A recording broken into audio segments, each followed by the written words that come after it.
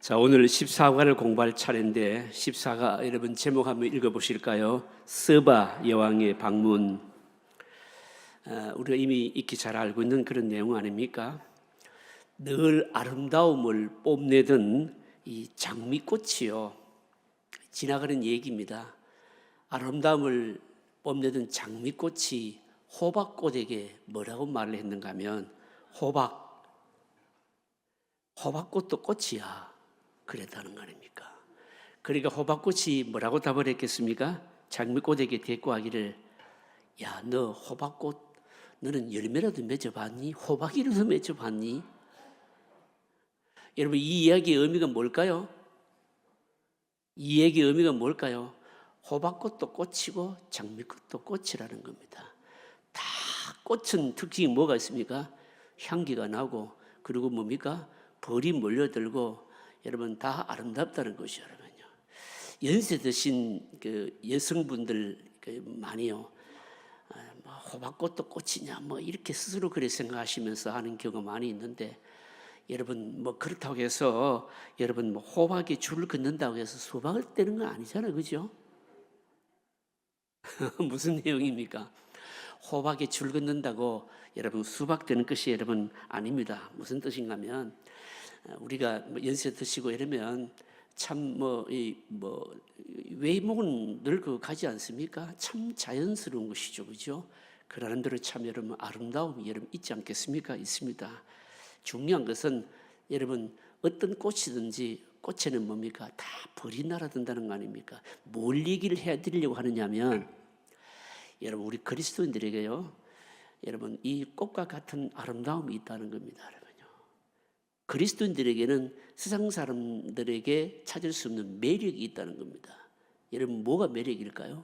여러분 가만히 한번 생각해 보십시오. 무슨 돈이 많아서 매력이 있겠습니까? 무슨 외모 때문에 매력이 있겠습니까? 뭐 때문에 매력이 있겠습니까? 매력이 있는 것은요 두 가지인데, 하나는 뭔가 하면 뭡니까? 뭐니 해도 하나님의 백성들에게는 지혜의 뭡니까? 말씀이 있습니다. 이 말씀이 있다라고 하는 이 뜻은 어떤 뜻인가 하면, 그냥 내가 성경 말씀을 많이 안다 이게 아니고, 그 말씀을 자기의 삶을 통해서 완전히 소화를 해서, 그래서 자기 삶을 통해서 나타내는 말씀의 맛을 알아가지고 자기 삶을 통해서 소화해내는 그런 성도들에게서 나오는 이 뭡니까? 말씀의 위력, 능력이라고 하는 것은 여러분 대단하죠, 그죠? 대단합니다. 이거는 여러분 그 세상 사람들에게는 그야말로 찾을래야 찾을 수 없는 매력이죠, 그죠? 그 다음에 또 어떤 매력이 있을까요? 다른 사람들을 변화시키는 여러분 능력입니다. 다른 사람을 변화시키는 여러분 능력이 뭘까요? 사실 우리 그리스도인들은 여러분 죄의 문제를 해결한 사람들이죠. 죄의 문제를 해결한 사람들은요 어떤 특징이 있는가 하면, 여러분 안 믿는 사람들에게서 찾아볼 수 없는 어떤 뭡니까?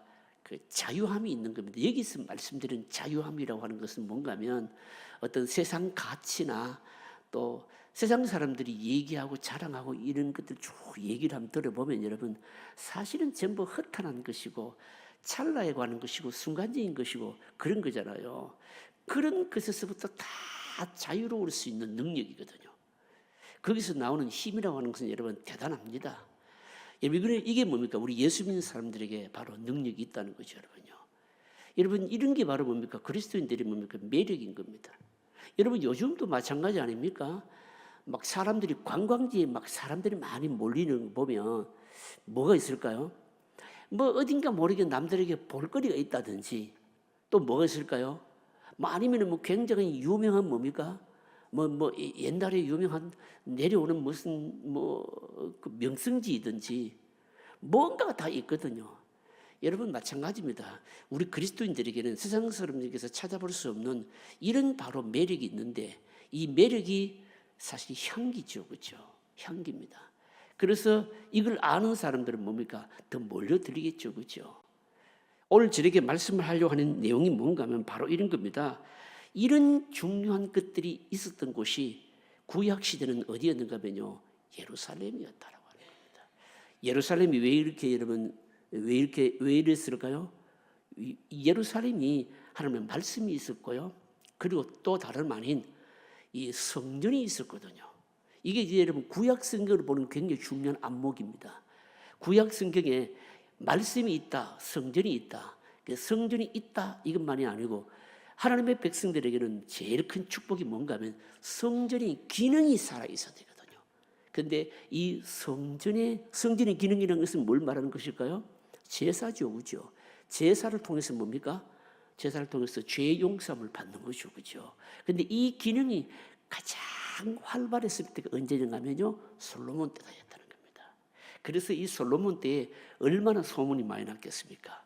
그래서 스바 여왕이 찾아올 정도였다. 오늘 본문은 여기 봐 그런 내용입니다. 자, 여러분 한번 보겠습니다. 본문 이해를 위한 도움을 읽어보실까요? 같이 했습니다.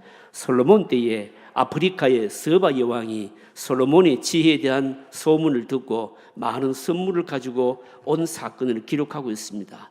스바 여왕만이 아니라 많은 나라의 임금들과 사람들이 솔로몬의 지혜를 듣기 위해서 예물을 가지고 찾아왔고 그로 인해 이스라엘은 아주 부자가 되었습니다. 솔로몬의 명성을 듣고 찾아온 여왕을 통해 우리도 도전을 받읍시다. 자, 1번 문제 같이 읽으실까요?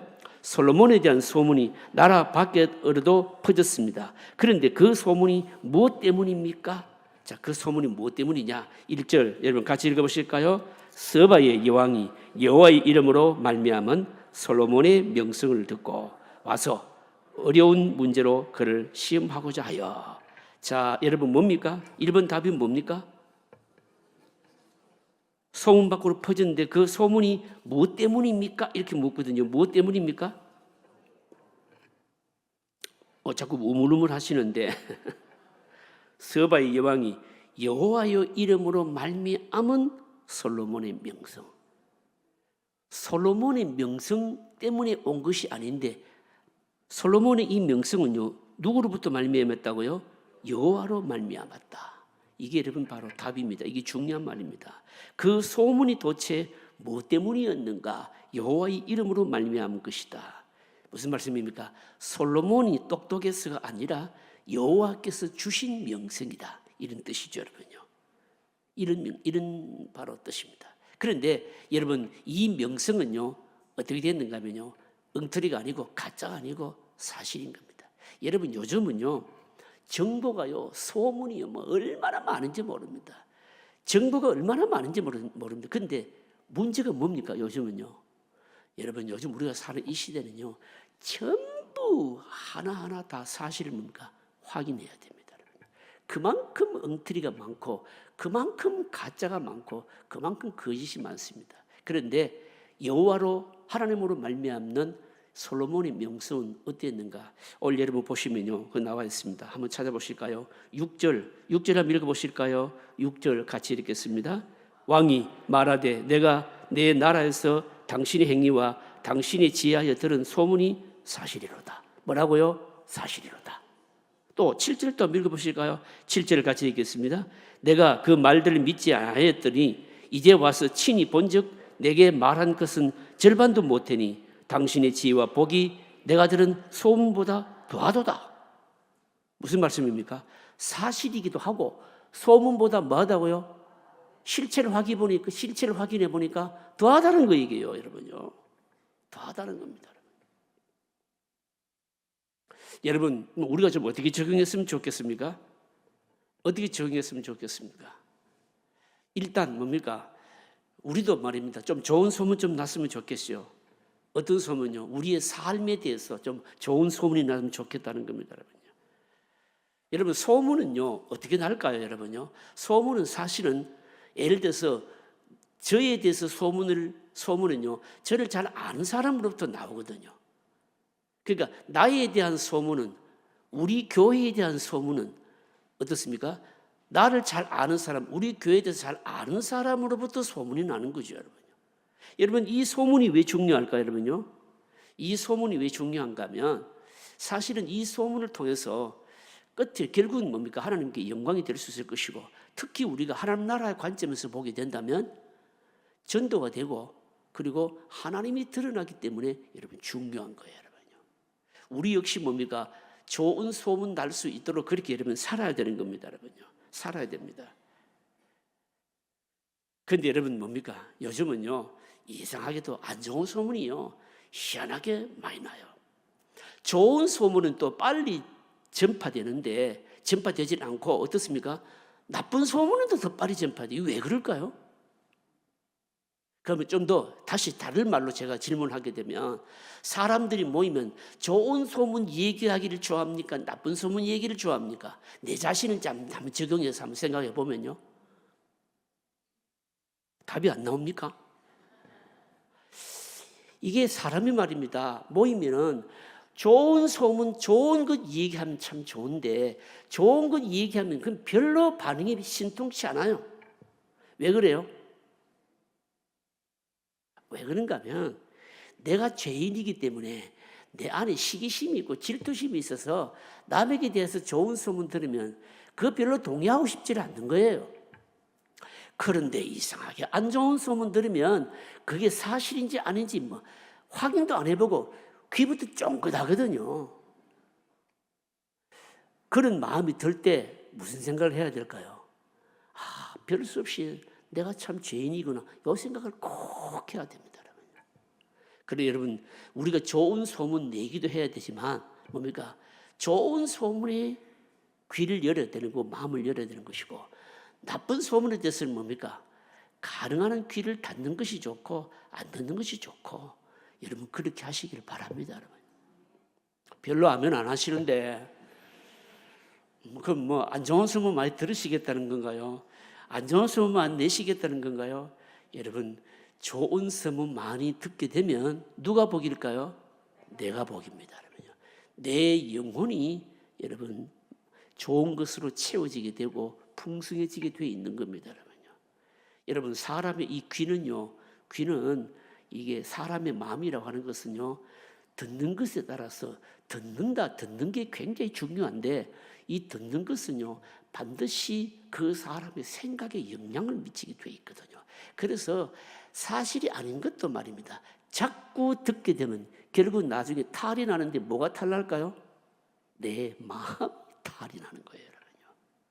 여러분, 그래서 마음을 지킬 수 있는 여러분 첫 번째 관문이 뭡니까? 듣는 걸 잘 들어야 되는 거예요. 여러분요. 그래서 여러분 듣기 싫어한 것, 그리고 좋지 않는 것 전하고요.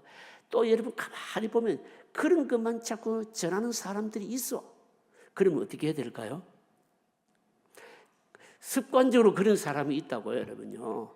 늘 만나면 뭡니까? 좋은 얘기, 좋은 소문 전하지를 않고 꼭 안 좋은 것만 전하고 그렇게 말하는 사람이 있다고요. 그런 사람 만나면 어떻게 하면 좋을까요?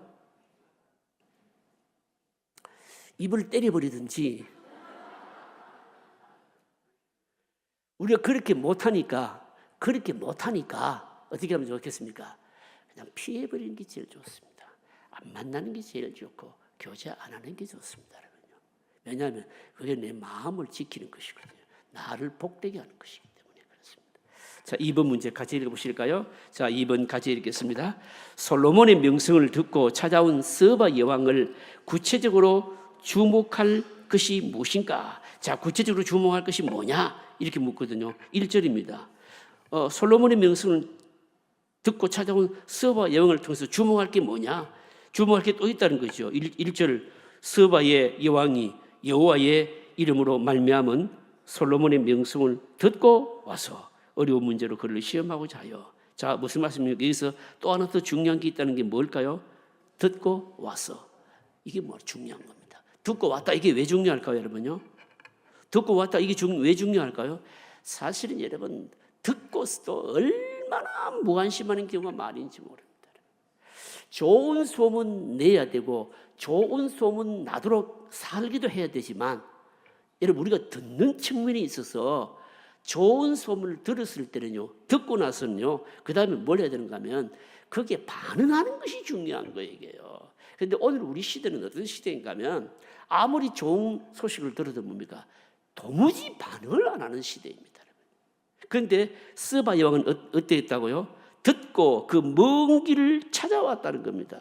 아라비아의 남단으로부터 예루살렘까지 찾아왔는데 직접 확인해 보고자 찾아왔다라고 하는 겁니다.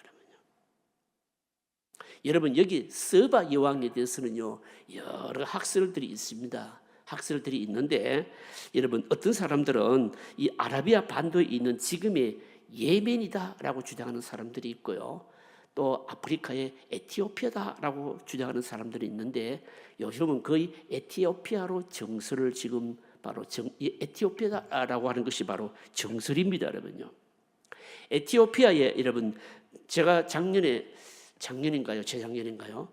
GMS에서 에티오피아를 아프리카를 갔는데 에티오피아를 갔어요. 에티오피아를 갔는데 왜 갔는가 하면요. 여러분들 오늘 저녁에 집에 가셔가지고 인터넷을 한번 찾아보십시오. 인터넷을 찾아보시면 이 랄리벨리라고 하는 이 동굴 암굴 교회가 있는데 사실은 지금 전 세계에서 불가사의한 물론 이 그 유네스코에 다 여러분 그 세계 문화유산으로 등재되어 있는데 세계 불가사의 하나로 뭡니까 지금 인정을 받고 있는 곳이거든요. 이 랄리벨리 동굴에 가보면 암굴 교회입니다.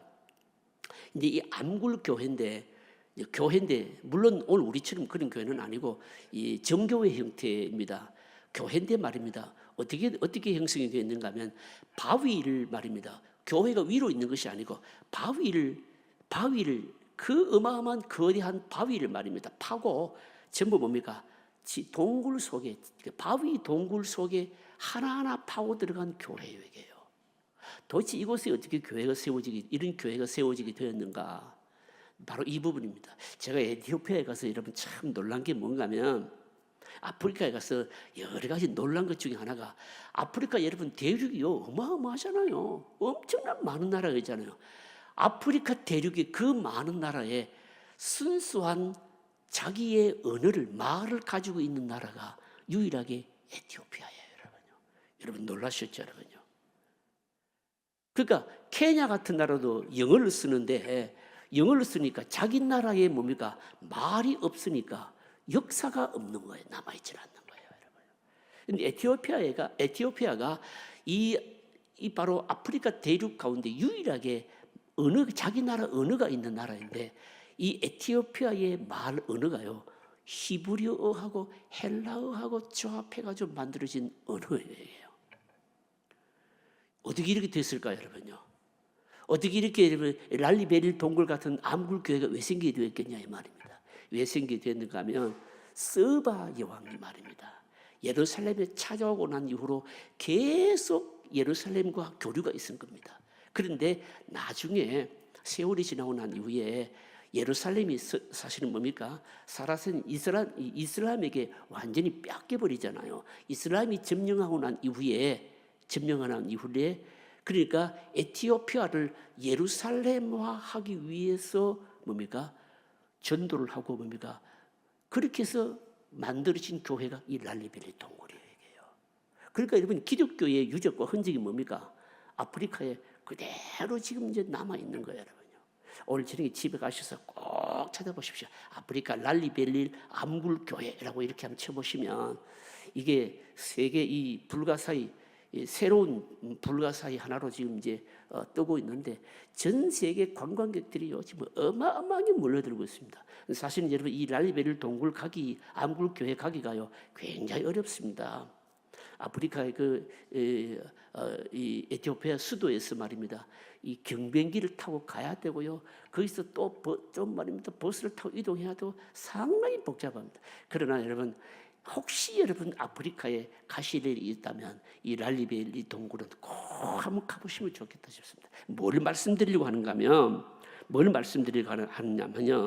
이 마키다라고 하는 여왕이요 에티오피아와 이집트를 다스렸거든요.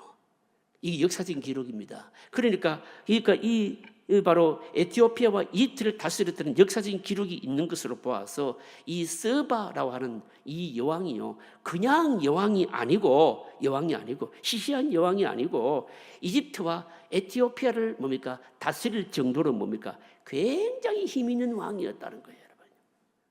나중에 보겠습니다만은 그러니까 뭡니까 이 예루살렘에 솔로몬 왕을 찾아왔는데 그 다음 문제 보시면 나오면 그냥 찾아온 게 아니고 막 어마어마한 물자를 가지고 오게 되거든요, 여러분.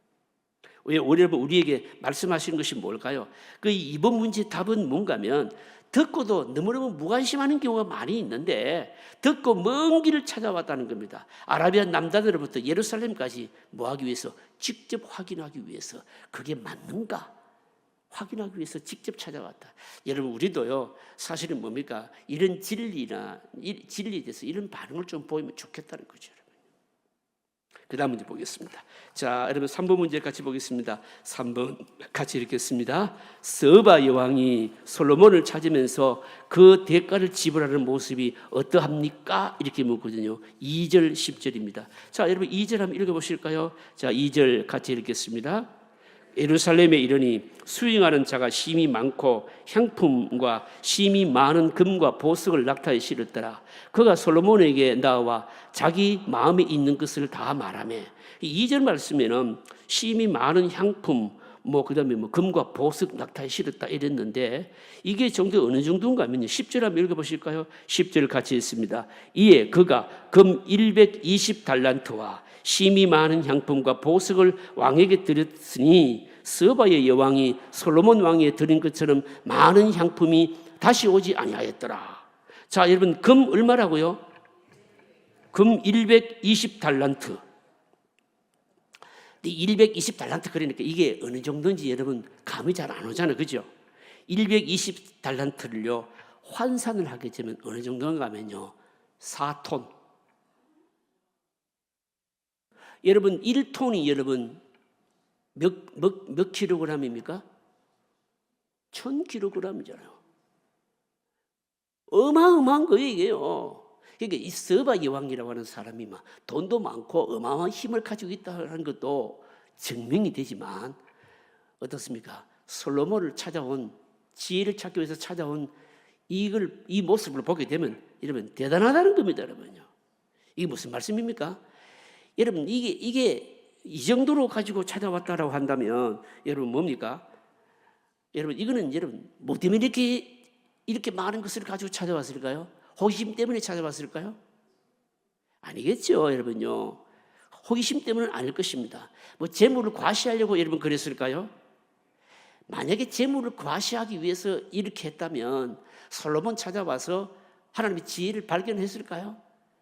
여러분 일단 돈에 한번 눈이 어두워버리면 이런 지혜, 진리 이런 건 눈 안 떠집니다. 그건 아닌 거예요, 여러분요. 아닌 겁니다. 뭐 때문에 이랬을까요? 뭐 때문에 이렇게 엄청난 것을 가지고 찾아왔겠냐 이 말입니다. 아마도 이 스바 여왕에게 풀리지 않는 어려운 문제가 있었던 것이 분명합니다. 여러분 이런 예를요 요즘 우리가 창세기를 말씀을 묵상하고 있잖아요. 여러분 창세기 보시면요 애굽의 바로왕이 꿈을 꾸었는데 해석을 하지 못해서 막 고민을 하면서 여러분 누구로부터 도움을 얻습니까? 요셉으로부터 도움을 얻잖아요. 그래서 여러분 요셉이 말입니다. 이 바로왕이 요셉을 애굽의 총리로 세우잖아요. 그리고 말입니다. 요셉이 뭘 요하든지 다 들어주잖아요. 분명히 뭔가 의미 있는 꿈을 꿨는데 이거는 보통 꿈이 아니고 자기가 죽든지 나라가 망하든지 뭔가 의미 있는 꿈인데 그런데 의미를 모르니까 여러분 이런 거 한번 생각해 보십시오. 사람이 살아가면서 뭔가 갈급함이 있는데 영적으로 풀리지 않는 것이 있는데 답답함이 있는데 여러분 그 답답함 때문에 말입니다. 막 그냥 내가 죽을 지경이다라고 생각된다면 그 문제를 해결해주고 풀어줄 사람이 있다면 어떻게 할까요? 여러분 어떤 가치를 치르더라도 그 문제를 풀려고 하지 않겠냐 이 말입니다. 스바 여왕이 바로 그랬다라고 하는 겁니다, 여러분요. 여러분 스바 여왕만 얘기하니까 여러분들이 감이 안 오시는데 좀 현실적으로 이 말씀이 의미 있게 와 닿도록 제가 여러분들에게 별로 좋지 않는 예를 한번 드릴게요. 병 얘기하면 싫잖아요, 여러분요. 암 얘기하면 싫잖아요, 여러분요. 그런데 어떤 사람이 죽을 병에 걸렸는데 의사 선생님이 얼마 못 산다. 어떤 뭡니까? 시한부 인생이라 진단을 내렸다고 생각해 보세요. 만약에 그런 사람에게 어떤 사람이 참 명의가 있는데 그 의사에게만 가면 고침을 받는다 소식을 들었다면 어떻게 하겠어요? 이쪽에는 그냥 반응을 안 하시네요. 죽겠다는 뜻인가요? 이를 찾아가야지요, 그죠? 검이 없으면 도뭉치라도 들고 말입니다. 어쨌든 가서 진단을 해볼 거 아닙니까? 내 병이 진짜 무슨 병인지, 고칠 수 있는 것인지 좀 고쳐주십시오라고 하지 않겠냐고요, 이게요. 그거하고 똑같은 거예요, 여러분요. 똑같은 겁니다, 여러분요. 사실은요, 이 지금 스바 여왕은 아라비아 남단에서부터 예루살렘까지인데 그 지도상으로 보게 되면 사실 땅 끝이에요, 여러분요. 땅 끝입니다, 여러분요.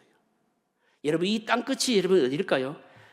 요즘도 마찬가지입니다, 여러분. 지리적으로 땅 끝이 아니고 사실은 요즘도 땅 끝이 어딘가 하면 인간에게 살 수 있는 길과 방향을 제시할 수 있는 땅 끝이 어딘가 하면 하나님의 말씀이 있는 예루살렘, 요즘 신약으로 말하자면 교회죠, 여러분요. 교회죠, 여러분요. 교회입니다. 우리들이 다 그래야 된다는 겁니다, 여러분요. 무슨 뜻입니까? 여러분, 말씀의 은혜를 받고 내가 살기 위해서는 말입니다. 내가 살기 위해서는 어떤 희생을 치르서라도 뭡니까? 그걸 뭡니까? 찾아가야 된다 이 말입니다. 속으로 목사님 요즘 안 맞는 말입니다. 이렇게 말할 수도 있어요. 요즘 어디 찾아갑니까? 집에 가만 앉아가 더 뜨죠. 이런 거죠. 요즘 우리가 사는 시대 그런 시대거든요. 안 찾아가도 여러분 다 뭡니까? 듣고 보거든요. 여러분 코로나 이후로 말입니다. 집에 가만히 앉아가 예배드리는 사람은 이게 지금 아직 안 고쳐지고 있습니다. 주일날요, 우리 교역자들이요, 주일날 집에 앉아서 이게 다 100% 그 숫자가 맞지는 않겠지만 허수일 수도 있겠지만 요즘 말입니다. 집에 앉아서 말입니다. 교회에 안 오고 예배드리는 사람이 한 70, 80명 앉아서 예배드리고 있는 거예요. 그 클릭해서 들어오는 사람 숫자 다 보이거든요, 여러분. 그래서 제가 우리 부교육자들이 교회 이 예배당에 예배 안 하고 예배 들어오는 사람 그거 한 어느 정도 되는가 하면 매주일마다 사실 통계 올라오고 있어요. 오고 있는데 약 한 7, 80명이 집에 앉아서 예배 드리는 거야. 1부, 2부 말입니다. 앉아서 예배 드리는 겁니다. 그래 이제 교회 와서 예배 안 드리면 어떻게 합니까? 이제 부교육자들이 이제 신방다고 전화도 하죠. 그러면 뭐라고 얘기합니까? 목사님 나 예배 드렸는데요 집에서 무슨 얘기를 하고 싶은 걸까요, 여러분요? 여러분 우리가 자꾸 말입니다. 이 하나님의 진리의 말씀은 너무너무 값진데 이걸 너무 값싸게 너무 쉽게 자꾸만 얻으려고 값을 치르지 않으려고 하는 시대가 되어버린 거예요, 여러분요. 그래서 말입니다. 이런 말씀 들으면 말입니다. 목사님 옛날 얘기입니다. 뭐 찾아갑니까? 앉아서 인터넷을 보면 되죠. 이런 시대가 왔다는 겁니다. 여러분 그러나 우리 마음 자세는 어떻게 해야 될까요? 여러분 내가 죽는 처지에 놓이게 됐는데 내가 살 수 있는 길이 있다라고 생각하면 여러분 뭘 여러분 아깝게 여기겠습니까? 뭘 여러분 다 제쳐놓고 가지 않겠습니까, 여러분요? 우리가 하나님의 진리, 하나님의 말씀, 하나님 은혜에 대한 우리 마음 자세가 뭡니까? 이 스바 여왕처럼 이래야 된다는 거죠, 여러분. 아멘이신가요?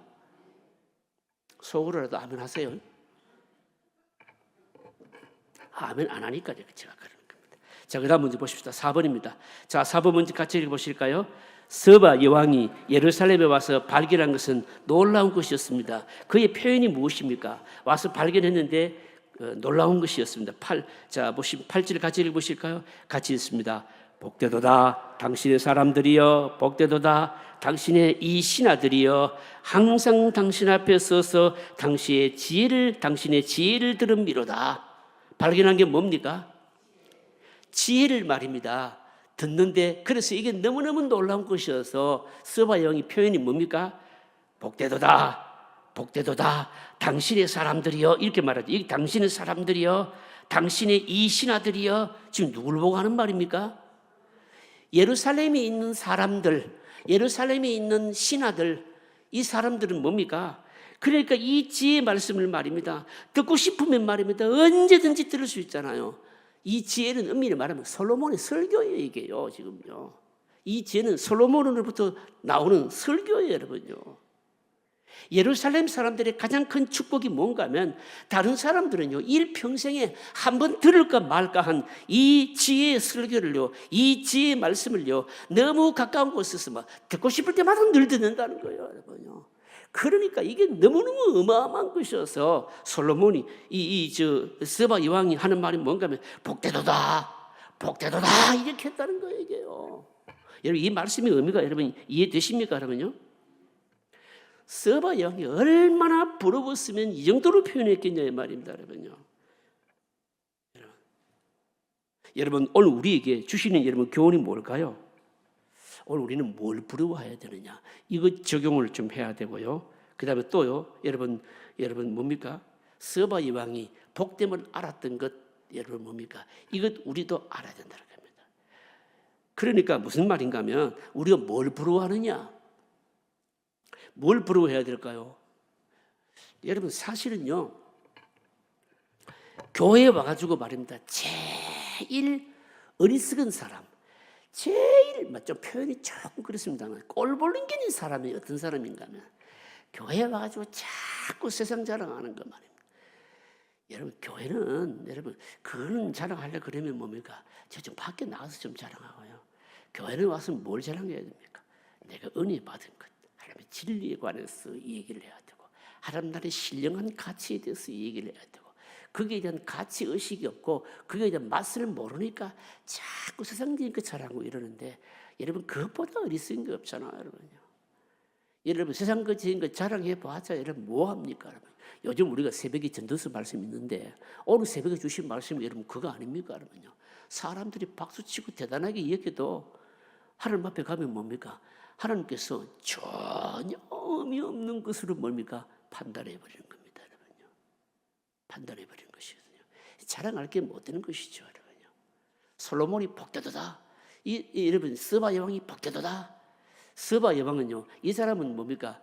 이게 이 솔로몬으로부터 뭡니까? 찾아왔을 때 어마어마한 것을 가지고 온 것을 보게 되면 물질은 뭡니까? 이미 넘쳐나게 초월한 사람이에요. 이게요. 물질 자랑하는 사람이 아니란 말입니다. 뭘 깨달았던 겁니까? 바로 솔로몬의 설교를 듣고 이 지혜를 듣고요, 너무너무 놀랐다는 겁니다. 여러분 우리도 이 지혜에 대한 하나님의 말씀에 대한 하나님의 가치가 있는가, 우리가 한번 생각해 봐야 됩니다. 생각해 봐야 됩니다. 여러분 우리는 사실 매주마다 매일 늘 말입니다. 사실은 오늘 우리 한국 교회가 예배드리기 얼마나 편안합니까? 좋은 시설 다 갖춰놓고, 더우면 뭡니까? 에어컨 틀지요. 추우면 뜨거운 바람 나오죠. 그것도 말입니다. 모자라가지고 교회 천정이 높다고 교회 안 한다는 사람이 있어요. 추운데 발이 시려운데 교회 천정이 높아서 못 오겠대요. 할 말이 없어요. 그래가지고 말입니다. 좀 뜨거운 바람을 더 틀어주면 어떻게 하겠습니까? 또 덥다고 얘기하지 않겠어요? 여름 되면 말입니다. 덥다고 말입니다. 에어컨을 좀 세게 틀었더니 춥다고 또 야단이고요. 어떻게 해라는 말입니까? 이게 도대체. 뭘 얘기하고 싶은가 하면, 우리는 사실 이렇게 좋은 환경 속에서 예배를 드리고, 사실은 여러분 우리가 예배 듣는 것도 여러분 우리가 얼마나 은혜 속에서 우리가 예배 드립니까? 여러분요. 한국 교회 말입니다.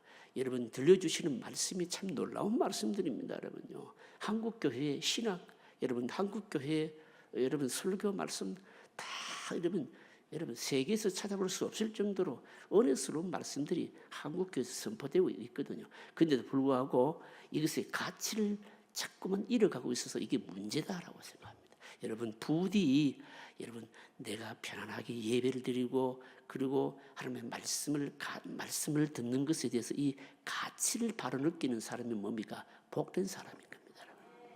이거 여러분 아셔야 되는 겁니다. 그 다음 문제 보겠습니다. 자, 5번입니다. 자, 5번 같이 읽어보실까요? 스바 여왕은 하나님께서 솔로몬에게 주신 무엇을 찬송했는가 이렇게 묻거든요. 자, 9절을 보겠습니다. 9절 같이 읽겠습니다. 당신의 하나님 여호와를 송축할지로다. 여호와께서 당신을 기뻐하사 이스라엘 왕위에 올리셨고, 여호와께서 영원히 이스라엘을 사랑하심으로 당신을 세우러 왕으로 삼아 정의와 공의를 행하게 하셨도다 하고. 자, 뭘 지금 찬송합니까?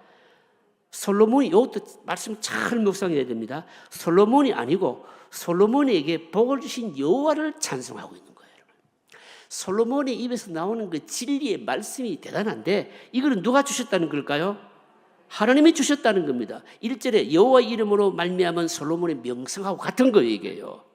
지혜와 뭡니까? 복의 근원을 찾았는데 이건 다 어디서 나왔는가? 하나님에게서 나왔고 솔로몬 것이 아닙니다. 그러면요. 복받은 솔로몬보다도 지혜로운 솔로몬보다도 솔로몬에게 복과 지혜를 주신 그분을 알았기 때문에 그분께 그 하나님께 뭡니까? 스바 여왕이 찬송을 하고 있는 거예요. 여러분 이게 무슨 뜻일까요? 지혜를 알아보는 것도 진짜 지혜로운 사람이지만 지혜의 근원을 찾아내는 것은 더 지혜롭잖아요, 여러분요. 여러분 이 스바 여왕이 바로 이거 여러분요. 솔로몬이 말입니다. 어마어마하게 막 설교를 쏟아내는데 너무너무 지혜로운 진리의 말씀을 막 쏟아내거든요. 그런데 그것이 누구의 것인가 하면요. 하나님의 것이었고 하나님께서 주셨다. 그래서 솔로몬의 지혜와 받은 복을 확인하면서 솔로몬에게 그것을 주신 바로 하나님을 향해서 송축하고 있는 겁니다, 여러분요. 이거 여러분 주목하셔야 돼요, 여러분요. 여러분 우리도 그런 경우 있잖아요, 그죠? 우리도 말입니다. 예를 들어서 어떤 설교자가 하나님 앞에 크게 쓰임을 받는다. 여러분 우리는 막 그 설교자를 그 사람을 막 칭송하고 높이는 경우 있잖아요. 그렇게 하면 안 되잖아요, 그죠? 누가 주신 겁니까? 하나님. 어떤 사람이 하나님께서 어마어마한 은사를 주셔서 크게 쓰임을 받았습니다. 그러면 여러분 우리는 어떻게 해야 될까요? 쓰임을 받는 사람을 우리가 높이 받들고 막 칭송할 것이 아니고 그것을 주신 누구를요? 하나님을 칭송해야 된다는 겁니다. 여러분 이건 특별히 말입니다. 부흥이 일어나게 될 때 대단히 여러분 조심하셔야 됩니다. 대단히 조심하셔야 됩니다. 왜 이 말씀을 드리는가 하면 솔로몬 때가 구약 시대에 성전의 기능이 가장 활발한 때였고 그리고 이때 뭡니까? 어마어마한 하나님의 부흥을 주셨거든요. 부흥을 주셨는데 그런데 사실은 솔로몬 때 하나님께서 부흥을 주신 것은 이 부흥은 엄밀히 말하자면 뭡니까? 아버지 뭡니까? 다윗으로 말미암아서 주어진 것이거든요, 여러분요. 그런데도 불구하고 뭡니까? 잘못하면 사람을 높일 가능성이 많이 있는 것이거든요, 여러분요. 그래서 말입니다. 부흥이 일어나게 될 때 특별히 여러분 조심해야 되는 게 뭔가 하면 겉으로 보이는 이 화려함이 부흥의 본질이 아니라는 것을 꼭 확인해야 돼요. 부흥이 일어나게 되면 부수적인 것이 여러분 따라오거든요. 부흥이 일어나게 되면 이거는 많은 것을 함축하고 있는 말이에요.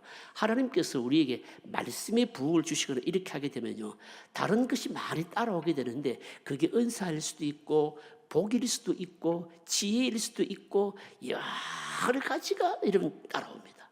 그런데 그때 말입니다. 그때 주변적으로 주어지는 이런 것은 전부 뭡니까? 화려함들은 부흥의 본질일까요? 아닐까요? 아니에요, 여러분. 그럼 부흥의 본질은 뭘까요? 말씀이죠, 여러분. 말씀만이 부흥의 본질이고 그것을 주신 분은 하나님이시고 나머지 것들은 부흥이 일어나게 되면 부수적으로 주어지는 복이에요. 그런데 부흥이 일어나게 되면 사람들이 전부 말입니다.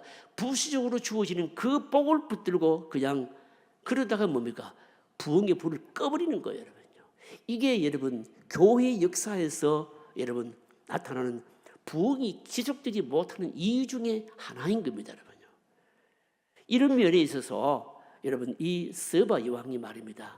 바로 솔로몬을 통해서 어마어마한 지혜가 주어졌는데 그것을 주신 하나님을 찬송했다라고 하는 것은 대단히 중요한 것이고 우리들도 믿음 생활하면서 이걸 늘 우리가 고려를 해야 됩니다. 하나님께서 우리에게 복 주시고 은혜 주시고 은사 주실 때 누구를 칭송해야 될까? 누구를 찬송해야 됩니까? 하나님 찬송해야 된다는 거예요, 여러분. 그래야 은혜와 복과 은사가 하나님께 지속적으로 주어지는 것이지 그 복 받은 거, 은사 받은 거 그거 가지고 자랑하고 높이고 그렇게 되면 말입니다. 그냥 불이 꺼져버리는 거예요. 이게 바로 다음에 바로 나와요, 여러분. 이 바로 나옵니다. 보도록 하겠습니다. 자, 그다음 문제 보십시다. 자, 6번 문제 같이 보실까? 6번 같이 읽겠습니다.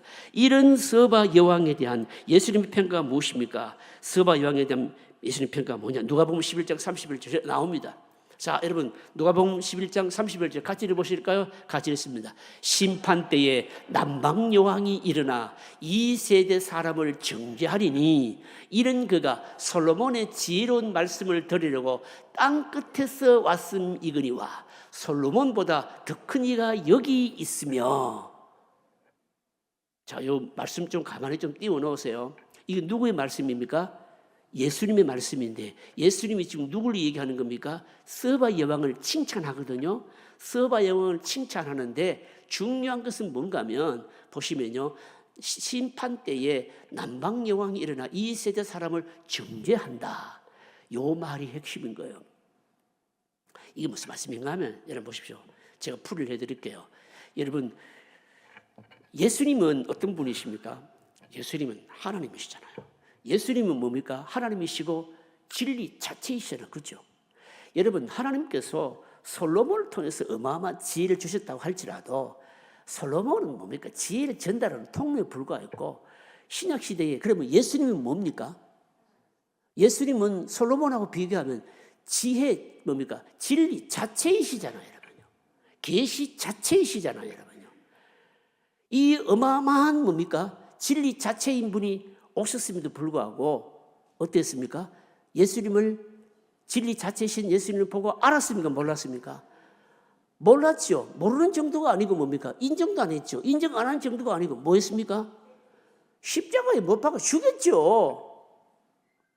그런데 스바이 왕은 말입니다. 스바이 왕은 솔로몬을 통해서 주신 그 하나님의 지혜 진리를 알고 뭡니까?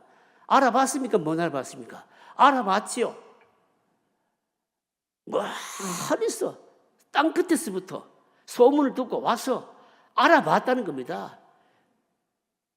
그러니까 이 스바 여왕을 예수님께서 칭찬하시는 것이죠. 칭찬하시는데 하시는 말씀이 뭔가 하면 스바 여왕이 뭡니까? 일어나서 이 세대 사람을 정죄한다. 무슨 말씀입니까? 예수님은 지혜 자체인 대신 하나님 자체인데 이것도 못 알아보는 너희들은 뭡니까? 스바 여왕이 정죄한다. 이 말씀이에요. 이게요.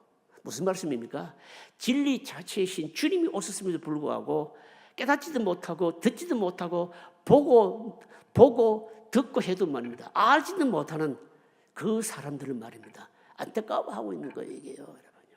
그 말씀인 겁니다. 여러분요. 그럼 이건 오늘 우리가 어떻게 적용하면 좋을까요? 여러분요. 어떻게 여러분 우리가 적용하면 좋을까요? 그럼 왜 듣기는 들어도 모르고 그럼 왜 그럴까요? 여러분요. 왜 그럴까요, 여러분요? 일단 앞에서 우리가 진리에 대한 열심을 내야 된다. 이건 우리 적용을 했잖아요. 그죠? 나를 살릴 말씀이 있으면 그 가치를 알아야 된다. 그런 말씀의 가치, 은혜스러움이 있으면 말입니다. 무슨 금괴는 못 들고 가더라도 말입니다. 헌금봉투 하나 들고라도 가야 될까? 차비를 써서라도 뭡니까?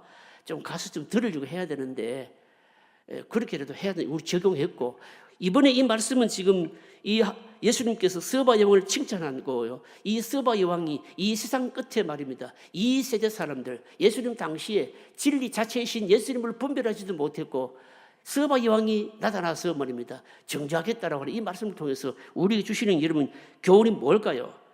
주님의 말씀에 대한 가치를 너희들이 어느 정도 그 가치를 알고 있느냐 이거하고 왜 이렇게 보기는 보고 듣기는 듣는데 왜 깨닫지를 못하느냐 왜 깨달음이 없느냐 이걸 지금 말씀하고 있는 거 아닙니까 여러분요. 말씀에 대한 가치를 어느 정도로 인정하고 있는가. 다시 말하자면 여러분 우리가 적용해야 될 게 뭔가 하면 여러분 이 하나님의 진리에 대한 지혜에 대한 가치를 아는 눈이 열리고 심령이 열려야 돼요. 여러분 이걸 우리가 기도해야 되는 겁니다. 여러분 그렇잖아요. 여러분요. 설교자가 설교를 하는데 말입니다. 주일날 예배를 드리는데 설교를 하는데 어떤 사람은 말씀을 듣고 목사님 은혜 받았습니다. 깨달았습니다. 내 심령이 살게 되었습니다. 목사님 내가 너무너무 막 고민하는 문제가 있어서 어떻게 될지 몰랐는데 말씀을 듣고 해답을 얻었습니다. 이런 사람이 있어요. 이런 사람이 있고 반면에 어떤 사람은 뭡니까? 어떤 사람은 죽자고 자는 사람이 있어요. 모르겠어요. 왠지 모르겠습니다.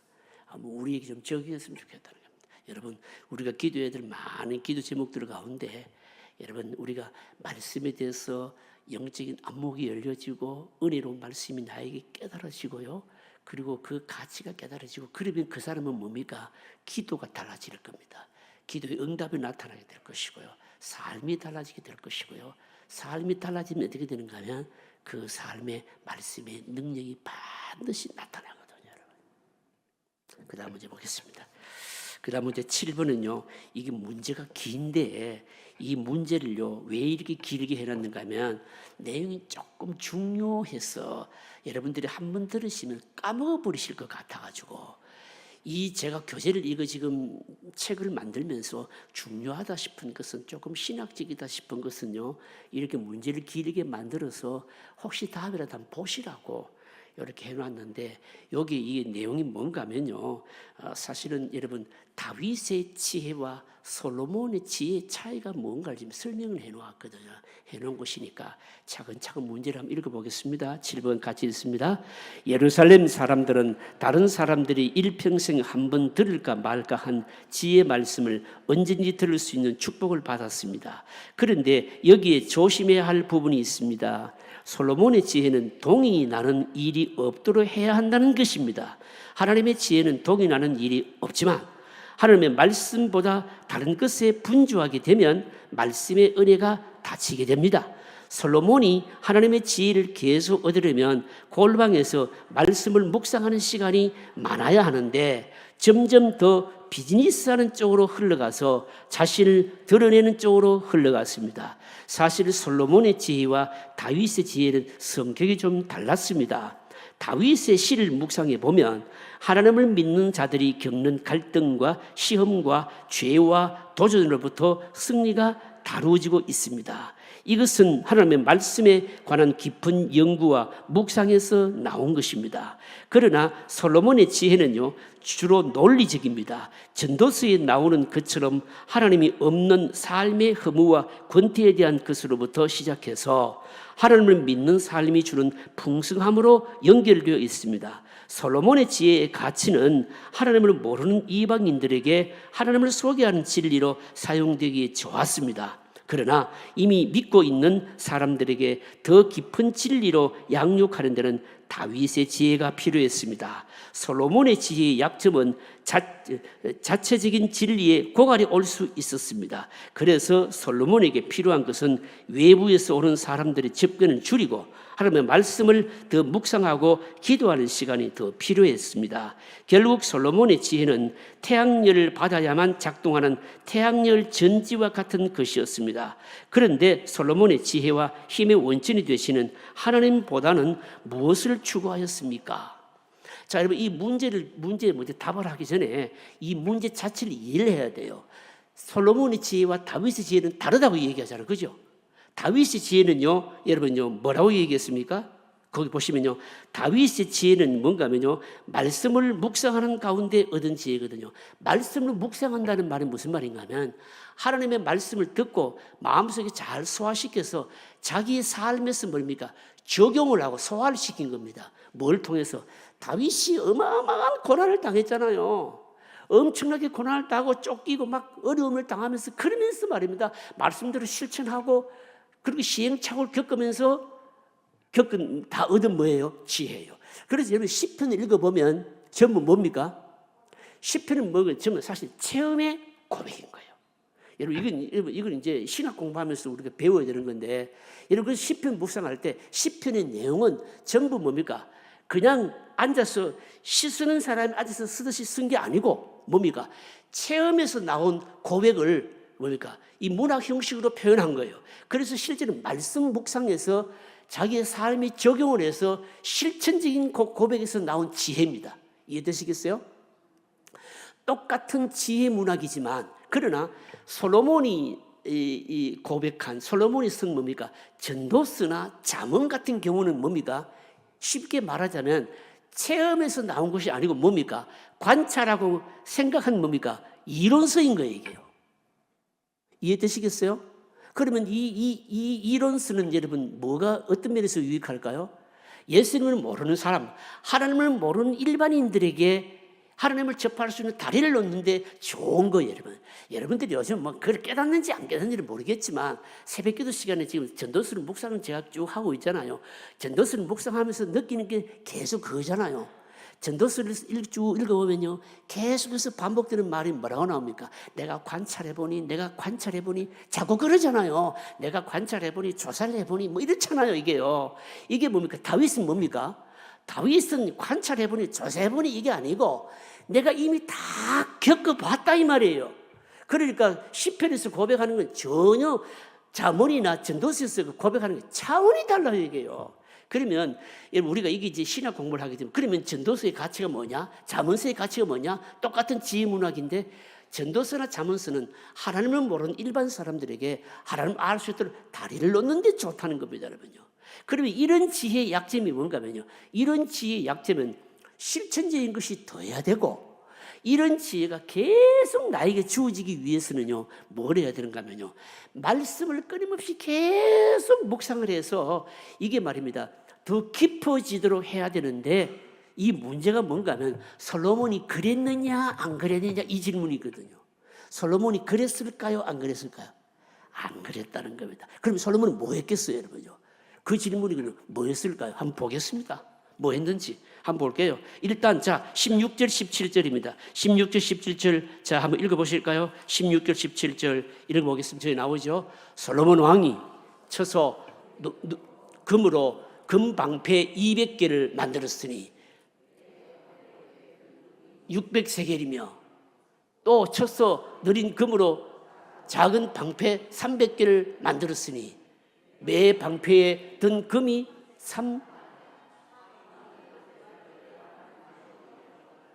제가 지금 그렇게 했으면 잘 안 보여가지고요. 쉽게 말하자면 이제 이름 보세요. 솔로몬이 명성이 나잖아요. 나니까 스바 여왕도 금을 어마어마하게 싣고 왔고 여기저기 막 금이 막 모이니까 금이 모였으면 말입니다. 이 금이 왜 모였느냐? 내가 하나님의 지혜의 말씀을 베푸니까 사람들이 은혜를 받고 깨달아서 금이 모였다. 이래가지고 다 말씀을 듣게 해야 될 텐데 이 금으로 관심이 어디 있었다는 겁니까? 금으로 뭘 만들었다고요? 방패 만들었다는 거 아닙니까? 아닙니까? 보면요. 순금으로 큰 방패가 200개, 작은 방패가 몇 개요? 300개나 만들었다는 방패 만들었다는 거 이게요. 여러분 이 방패가 많은 것일까요? 과시용이에요 이게요. 아무것도 아닌 거예요 여러분요. 놀랍게도 솔로몬이 죽은 이후에 애굽의 시삭이라고 하는 왕이 공격해 와가지고요. 이 방패를 어떻게 할까요? 전부 다 가져가 버립니다. 전부 싹 다 가져가 버립니다. 여러분. 다 가져갑니다. 이 무슨 얘기일까요 여러분요? 여러분 하나님의 백성들이요. 뭐 좀 은혜되거나 뭐가 되면요. 자꾸 집착하는 것이 있는데 그 집착도 여러분 바른 것에 집착을 해야 되는 거예요. 여러분. 하나님께서 뭘 주시고 은혜 주시면요. 하나님께 매이고 그러면 얼마나 좋겠습니까 여러분. 그렇지 않나. 솔로몬이 여기서부터 지금 실패하기 시작하는 거예요. 이 금이 모였으면 그냥 없는 듯이 생각하고 그냥 하나님의 말씀의 진리에 다 붙들려야 될 텐데 쓸데없이 그거 가지고 방패를 이 큰 거 200개를 만들고 장기를 300개를 만들고 이런 쓸데없는 짓을 했다는 겁니다. 여러분 이거는 여러분들 향해서 주시는 적용이 아니고 사실은 여러분 목회자에게 먼저 주시는 말씀이 저에게 적용하는 거예요. 여러분 우리 한국교회가 지금 제일 조심하고 지금 우리 한국교회가 지금 크게 실패하는 게 이거거든요. 여러분요. 하나님께서 은혜 주시고 부흥 주시면 자꾸 땅 사고 건물 크게 짓고 이러려고 하지. 그렇게 하지 말고 뭘 해야 된다는 겁니까? 하나님의 말씀에 하나님의 본질에 탁 붙들고 자꾸 해야 된다는 거예요. 이 목회자들이 대부분 실패하는 게 이겁니다. 여러분. 조심해야 되거든요. 여러분. 그 다음 문제 보십시다. 그 다음에 또 보시면요. 19절 20절입니다. 19절 20절 한번 읽어보실까요? 19절 20절 같이 있습니다. 또 같이 있습니다. 또 12 있어. 자, 19절 같이 있습니다. 그 보좌에는 6층계가 있고 보좌 뒤에 둥근 머리가 있고 앉은 자리 양쪽에는 팔걸이가 있고 팔걸이 곁에는 사자가 하나씩 서 있으며 또 12사자가 있어 그 6층계 좌우편에 서 있으니 어느 나라에도 이같이 만든 것이 없었더라. 이게 뭡니까 이게요? 이게 뭐 얘기하는 겁니까? 뭘 얘기하는 것 같은데 뭘 모르겠죠 여러분요. 보좌 얘기하고 있고 무슨 사자 얘기하고 있고 청계 얘기하고 있고 이거 뭔가면요. 여러분 솔로몬의 보좌를 얘기하는 겁니다. 솔로몬이 무슨 보좌인가 하면요. 그러니까 앉는 자리를 상하로 만들고 금을 딘디프 씌웠는데 6계단의 층계마다 사자를 양쪽에 새겨놓고 왕국에는요 금그릇, 은그릇부터 시작해서 앉는 자리에도 금을 칠하고 이런 거 했다는 거예요. 이게요. 하나님께서 복을 주시고 지혜를 주시고 은혜를 주시니까 엉뚱한 데 신경을 썼다는 거 아닙니까? 또 하나 더 보십시다. 또 하나 뭡니까? 26절입니다. 26절을 보실까요? 26절 같이 읽습니다. 솔로몬이 병거와 마병을 모으매 병거가 1400대요 마병이 12,000명이라 병거성에도 두고 예루살렘 왕에도 두었으며 뭘 했다는 겁니까? 병거와 뭘 했다고요? 마병을 모았다. 이건 큰일 날 일 아닙니까? 큰일 날 일이죠, 여러분요. 병거가 1400대, 마병이 12,000명. 하나님께서 이스라엘 백성들에게, 특별히 이스라엘 왕에게 금지하신 게 있죠, 그죠? 뭡니까? 마병을 많이 두지 말라는 것이죠, 여러분요. 마병을 많이 두지 말라. 다윗이 여러분 훌륭한 게 뭡니까? 다윗이 전쟁 이기고 나서 발에 뒷 힘줄을 뭐 했다고요? 다 끊어버린 거예요. 그게 뭘 의미하는 것일까요? 여러분 전쟁에서 전리품으로 막 상대편의 말을 여러분 옛 고대 시대는 왕이요 요즘으로 하면 말 한 필이 말입니다. 뭐 탱크 같은 뭐 전차 같은 거 아니겠어요 이게요. 그러니까 그걸 전리품으로 잡았으니 이 군사력이 얼마나 더 늘어나지 않겠습니까? 그런데 그 말의 발의 뒷힘줄을 다 끊어버렸다는 겁니다. 무슨 말입니까? 그 말을 의지하지 않겠다. 군사력 삼지 않겠다는 것이거든요. 여러분, 그래 신명기에 보시면 앞으로 이스라엘의 왕들은 말입니다. 마병을 두면 안 되는 거예요, 여러분. 왜 그럴까요? 전쟁은 하나님이 하시기 때문에 그렇거든요. 그러니까 이런 군사력을 의지하지 말라는 것이거든요. 그런데 여러분 보십시오. 지금 말입니다. 막 금방패 만들더니 막 금으로 덧입힌 보좌를 만들더니 그 다음에는 뭡니까? 병거가 1,400대, 마병이 막 12,000대. 이게 무슨 말입니까, 여러분요? 이게 무슨 말인가 하면 여러분 이게요. 이 솔로몬은요. 좀 더 나가서 보면요. 말들을 말합니다. 전부 애굽에서 돈 주다 사들인 거라 이게. 전부 사들인 거예요 이게요. 여러분 이렇게 해서 자 지금 여러분 가만히 보십시오. 지금 이 열왕기에 나타난 솔로몬의 지금 모습을 보게 되면 부귀 영화가 최고조에 이른 것이죠. 여러분 그렇지 않습니까, 여러분요? 최고조에 이른 것이죠, 여러분요. 여러분 보십시오. 군사력도 마병을 사들은 많아졌죠. 뭐 궁궐도 멋있게 지었죠. 상하로 다 만들고 거기에 상하궁에다가 막 잡는 의자에도 말이면 처음부터 뭐 금이죠. 막 먹는 뭐 음식을 먹는 그릇도 전부 금그릇이죠. 이 겉으로 볼 때는 뭡니까? 최고의 뭡니까? 부귀 영화 아름다움이 다 갖추어진 때입니다. 다 갖추어진 때입니다. 그런데 부귀 영화가 최고조에 이르렀는데 이게 사실은 뭡니까? 부흥의 본질이냐라고 하는 겁니다. 아니라는 거죠. 아니라는 겁니다. 이게 뭡니까? 망할 징조였다라고 하는 겁니다. 이런 것들은 다 덤으로 주는 것인데도 불구하고 여기에 마음이 빼앗겨버려가지고 솔로몬이 계속 진리의 말씀을 붙들고 맙니다. 그렇게 씨름하지 않았다는 것이죠. 그러니까 솔로몬의 지혜는 뭡니까? 다윗의 지혜에 이르지를 못했다라고 말한 겁니다. 여러분 그래서 우리가 구약의 왕들을 놓고 얘기할 때 솔로몬도 쓰임 받았고 다윗도 쓰임을 받았지만 솔로몬하고 다윗하고는 쓰임 받은 자체가요 급이 다른 거예요. 급이 달라요. 왜 다릅니까? 그러면요 다윗은요 어떤 사람인가 하면 자신의 삶을 통해서 하나님을 맛본 사람, 하나님의 능력을 체험한 사람, 말씀이 이런가 해서 실질적으로 삶을 통해서 확인한 사람이고 솔로몬은 그게 아니고 아버지가 물려준 뭡니까? 그것을 가지고 복을 누리고 지혜도 얻긴 했지만 그것이 자기의 삶을 통해서 녹아나온 것은 아니었다는 말입니다. 그래서 솔로몬하고 다윗하고는 쓰임을 받았지만 훌륭한 왕이라고 하지만은 비교가 안 되는 겁니다, 여러분요. 안 되는 겁니다. 정리하겠습니다. 여러분 보십시오. 하나님께서 우리 은혜 주시고 복 주신 것이 있으면 여러분 복 그 매달리면 안 됩니다. 은혜 그 매달리면 안 됩니다. 은사 매달리면 안 되고요. 끝까지 뭐에 매달려야 될까요? 하나님에 매달려야 되고 하나님의 말씀에 매달려야 된다 이 말입니다. 여러분 이건 우리 교회도 여러분 마찬가지입니다, 여러분요. 우리 교회가 여러분 앞으로 어떤 모습이든지 간에 여러분 본질이 뭡니까? 본질은 말씀입니다. 하나님입니다. 이건 놓쳐버리면 안 된다는 거죠, 여러분. 여러분 명심하시기 바랍니다. 결론적인 정리 읽겠습니다. 시간이 좀 갔습니다. 결론적인 정리 같이 읽겠습니다. 사람들이 얼마나 어리석은가 하면 재미없고 다른 사람들이 잘 알아주지 않는 본질을 포기하고 본질이 아닌 것을 붙잡고 만족합니다. 솔로몬이 이스라엘의 지속적인 부흥을 원했다면 이런 외적인 치장을 좋아해서는 안 되었습니다.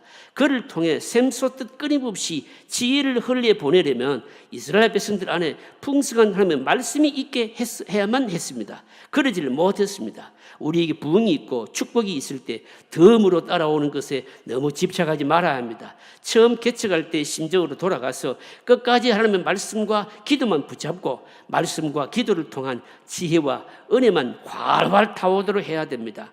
하나님이 은혜 주시면 사람들이 잘해서 그런 것으로 생각해서 교만하면 끝입니다. 이것을 조심해야 됩니다. 하나님이 축복하실 때, 지혜롭게 하실 때 더욱 두렵고 떨림으로 하나님의 은혜가 공급되도록 해야 합니다. 은혜 주시고 축복 주시고 지혜 주실 때 계속 주시도록 해야 됩니다. 그렇게 할 수 있는 사람이 진정한 지혜자입니다. 여러분 기도하실까요? 이렇게 기도하십시다.